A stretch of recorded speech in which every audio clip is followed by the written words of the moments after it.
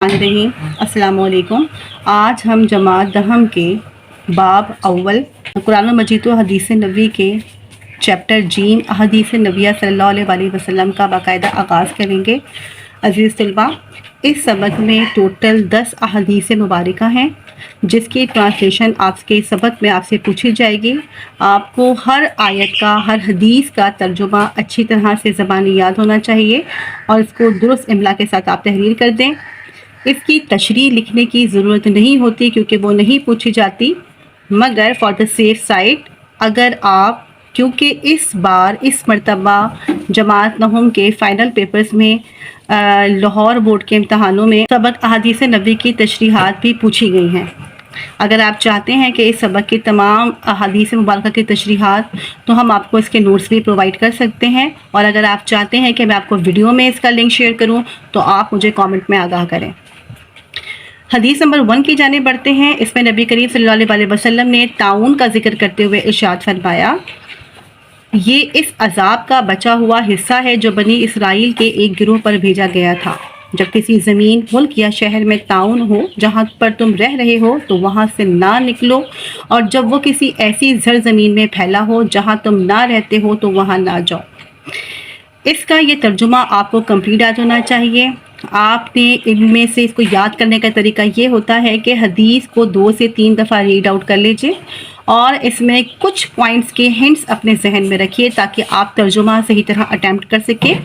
जैसे अगर आप इसकी अरबिक पढ़ते हैं तो इसमें औ अज़ाबिन उर्सिला, भेजा हुआ अज़ाब, ठीक है, मिन बनी इसराइल, इसराइल की जानिब। इसमें कुछ ऐसे अल्फाज हैं, कुछ ऐसे नुकात हैं कि जिनको आप समझ लीजिए और उसके बाद इसका तर्जुमा लिख लीजिए।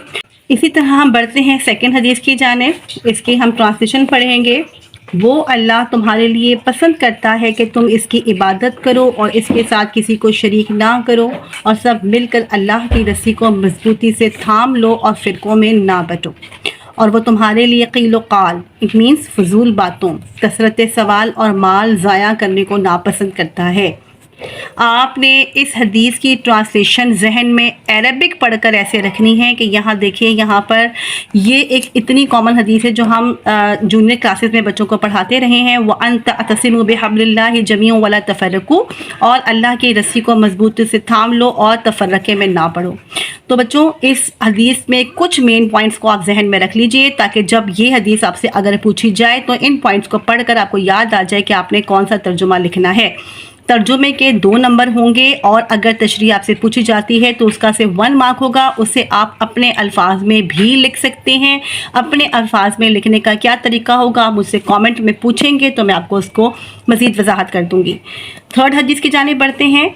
कोई भी मुसलमान जो एक दरख्त का पौधा लगाए या खेती में बीज बोए, फिर इसमें से परिंदा या इंसान या जानवर जो भी खाते हैं वो उसकी तरफ से सदका है, ठीक है।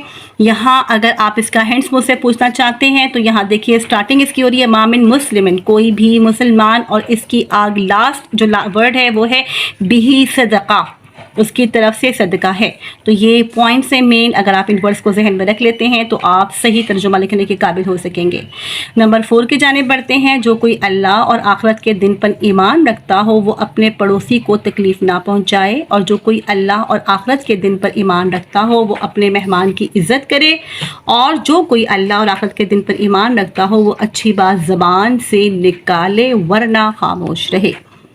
यहाँ देखिए, मन काना युमिनु बिल्लाहि वल यौमिल आखिरा, जो कोई मोमिन बिल्लाहि वल यौमिल आखिरा, आखिरत के दिन पर ईमान रखता हो। ये वो मेन पॉइंट्स हैं। अगर आप जहन में रखते हैं तो इसके ट्रांसलेशन खुद आप कर सकते हैं। अल मुस्लिमु अखु अल मुस्लिम, मुसलमान दूसरे मुसलमान का भाई है। ला यस्लिमु, जो ना उस पर जुल्म करता है। वला यखलुदु, ना उससे बेयारो मददगार छोड़ता है। वाला, और ना ही यहक़िरुहु, उसकी तहक़ीर करता है, यानी ना ही उसकी बेइज्जती करता है, ना ही उसको ज़लील समझता है। तो ये तो बहुत ही ईजी अल्फाज हैं, इनको आप याद रख सकेंगे इंशाअल्लाह। हदीस नंबर 6 की जाने बढ़ते हैं। अल्लाहुम्मा इन्नी उहर्रिज हक़्क़ुज़ ज़ईफ़ैनिल यतीम वल मरअती, ए अल्लाह मैं लोगों को 2 कमज़ोरों, यतीम और औरत की हक़ तलफ़ी करना ताकीद के साथ हराम ठहराता हूँ। तो बेटे, यहाँ पर हमारे लिए हिदायत भी है اور آپ کی نصاب کے لیے اس میں ایزی ورڈز ہیں. حق الضعیفین الیتیم والمرأہ، یتیم سے آپ ذہن میں رکھ سکتے ہیں کہ یتیم کے لیے، والمرأہ عورتوں کے لیے ذکر کیا گیا اللہ تعالیٰ کی نبی کریم صلی اللہ علیہ وسلم کی حدیث مبارکہ میں.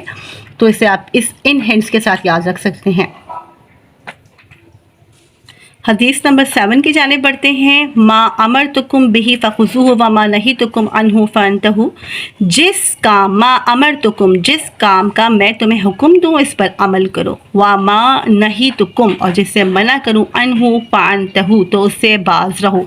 ما امرتکم، امر کہتے ہیں کسی بھی کام کو، کم تمہیں، میں تمہیں جس کام کا حکم دوں. تو بچوں یہ بہت ایزی ہے، چھوٹی سی حدیث ہے، اس کی ٹرانسلیشن بھی چھوٹی ہے اور آپ کو ایزیلی 2 مارکس آرام سے مل سکتے ہیں اگر تشریح پوچھے گی. ادروائز آپ کو پورے 3 مارکس صرف ٹرانسلیشن کے مل جائیں گے. 8 کی جانب پڑھتے ہیں. ایاکم والظن فإن الظن اکذب الحدیث. ٹھیک ہے، بدگمانی سے دور رہو کیونکہ بدگمانی سب سے جھوٹی بات ہے. اکذب، کذب کہتے ہیں جھوٹ کو، حدیث جھوٹی بات ہے. یہاں آپ یاد رکھ سکتے ہیں ان 2 پوائنٹ کے ساتھ اس حدیث کو.